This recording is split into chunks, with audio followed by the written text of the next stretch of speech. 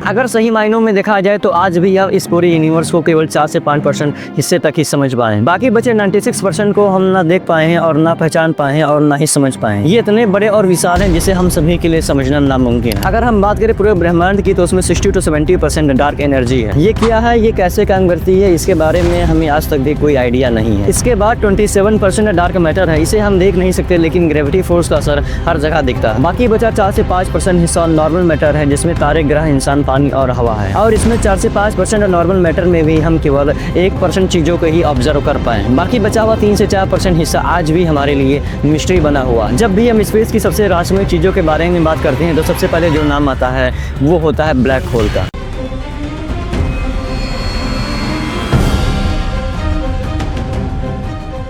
ये वो जगह है जहाँ से लाइट तक बाहर नहीं निकल सकती और ब्लैक होल के पास जाते ही समय लगभग रुक सा जाता है। इसे बहुत कम लोग ही जानते हैं कि ब्लैक होल का एक थ्योरेटिकल ट्विन भी है जिसे व्हाइट होल कहते हैं। ये व्हाइट होल एक ऐसी स्पेशल चीज है जिससे मैटर और लाइट लगातार बाहर निकलती रहती है, लेकिन इस व्हाइट होल के अंदर कुछ भी नहीं जा सकता। ये ब्लैक होल के एग्जैक्ट अपोजिट है। लेकिन ये व्हाइट होल केवल इक्वेशन में ही, अभी तक टेलीस्कोप या साइंटिफिक ऑब्जर्वेशन में इनका कोई भी एविडेंस नहीं मिला है। आपको याद होगा कि 2014 में एक मूवी आई थी जिसका नाम था इंटरस्टेलर। इस मूवी में ब्लैक होल और वर्म होल को बड़े ही साइंटिफिक तरीके से दिखाया गया है। लेकिन इस मूवी को देखते समय आपके दिमाग में ये क्वेश्चन जरूर आया होगा कि क्या सच में ब्लैक होल के अंदर ऐसा कुछ होता है जैसा कि इस मूवी में दिखाया गया है। तो आइए आज के इस वीडियो में समझते हैं कि इस ब्लैक होल का फॉर्मेशन कैसे हुआ, इसकी लाइफ कितनी मिस्टीरियस है, आखिरकार इसका अंत कैसे होगा। और इससे भी बड़ा सवाल ये है कि अगर हमारी पृथ्वी ब्लैक होल के करीब आ गई तो इस इंसानियत का क्या होगा।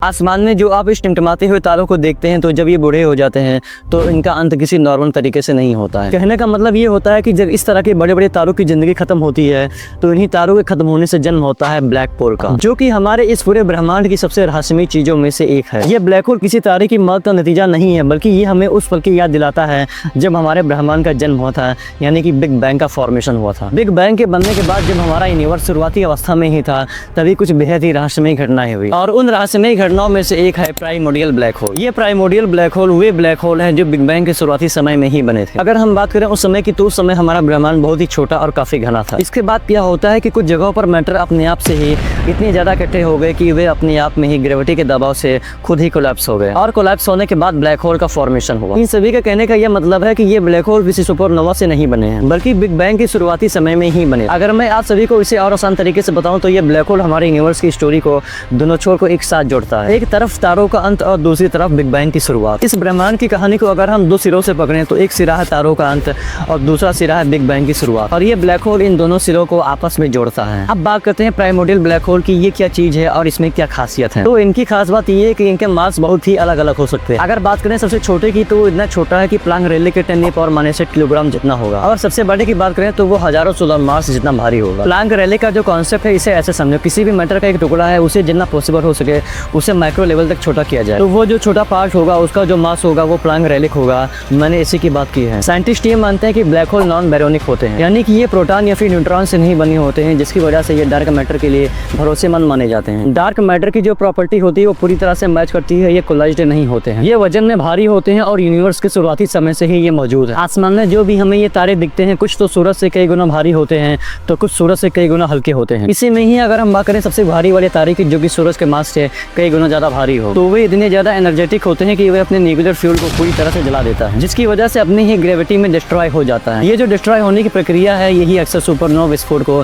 जन्म देती है। बाकी बचा हुआ कोर धीरे धीरे ब्लैक होल बन जाता है और यह ब्लैक होल ही स्टेलर ब्लैक होल कहलाता है। हम ऐसा समझते हैं कि जब भी कोई बड़े साइज का तारा अपने लाइफ के एंड में फटकर डिस्ट्रॉय हो जाता है तभी एक ब्लैक होल बनता है, लेकिन ऐसा बिल्कुल भी नहीं है। ये नियम केवल छोटे मोटे ब्लैक होल पर ही लागू होता है। हमारे ब्रह्मांड की उम्र जब लगभग 1 अरब साल थी तभी हमारे साइंटिस्ट ने ऐसे सुपरमैसिव ब्लैक होल को देखा जो हमारे सूरज के अरबों गुना ज्यादा बड़े हैं। ये ऐसे ही है जैसे कोई बच्चा पैदा होते ही बूढ़ा हो जाए। इतनी तेजी से बढ़ना साइंस के लिए सबसे बड़ी पहेली है और साइंटिस्ट आज तक इसे समझ नहीं पाए। यही वजह है कि सुपरमैसिव ब्लैक होल आज भी ब्रह्मांड की सबसे रहस्यमयी गुत्थियों में से एक है। तो यहाँ पर सवाल ये है कि इतनी कम उम्र में सुपरमैसिव ब्लैक होल कैसे बन गए। तो इसका जवाब ढूंढने के लिए साइंटिस्ट ने कई थ्योरीज दी। पहली थ्योरी थी अग्रेशन थ्योरी। ये थ्योरी ये कहती है कि जो ब्लैक होल होते हैं वे अपने चारों तरफ मौजूद गैस, धूल और तारों को निगलकर ही बड़े होते हैं, लेकिन इनकी भी एक लिमिट होती है जिसे एडिंगटन लिमिट कहते हैं। ये लिमिट क्या होती है इसे आसान तरीके से समझो। जब ब्लैक होल अपने चारों ओर मौजूद गैस और धूल को खाने की कोशिश करता है तो उसके अंदर गिरने वाले मटेरियल से बहुत ही ज्यादा रेडिएशन निकलती है। अब यही रेडिएशन बाहर की ओर दबाव बनाता है और वही गैस जो ब्लैक होल के अंदर गिर रही थी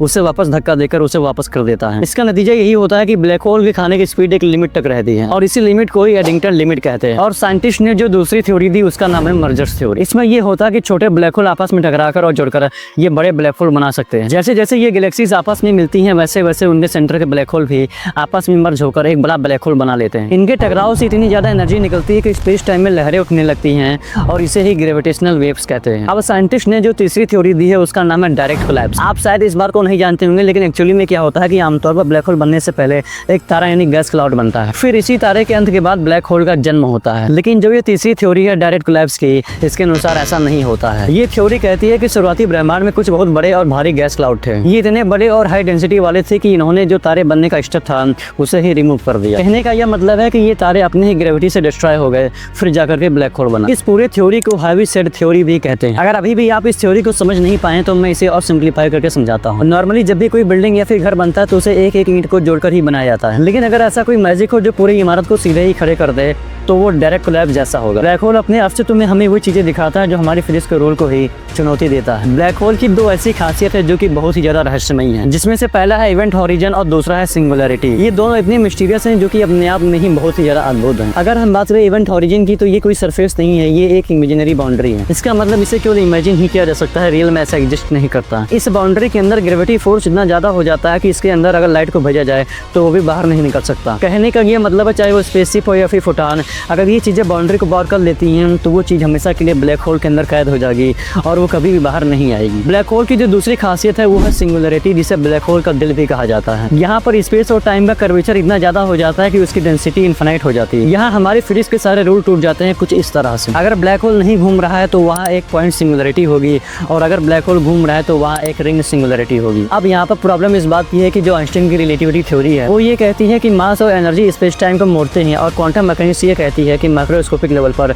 पार्टिकल अलग तरह से बिहेव करता है। लेकिन सिंगुलैरिटी में ये दोनों थ्योरीज आपस में फेल हो जाती हैं और सही प्रेडिक्शन नहीं दे पाती हैं। इसीलिए इसकी जगह पर हमें एक नई थ्योरी चाहिए क्वांटम ग्रेविटी की, ताकि वो रिलेटिविटी और क्वांटम मैकेनिक्स को एक साथ जोड़ सके। इस वीडियो में हमने बस केवल ब्लैक होल के बारे में मोटा मोटी समझ लिया है, इसके आगे अभी और भी पॉइंट्स हैं, क्योंकि ब्लैक होल एक ऐसी चीज है जो हमेशा ही यूनिक रही है। अगर आज आपने इस वीडियो से कुछ नया सीखा तो चैनल को सब्सक्राइब कर दीजिएगा, क्योंकि हमें ऐसे वैल्यूएबल कंटेंट को आपके पास पहुंचाने में आसानी होती है।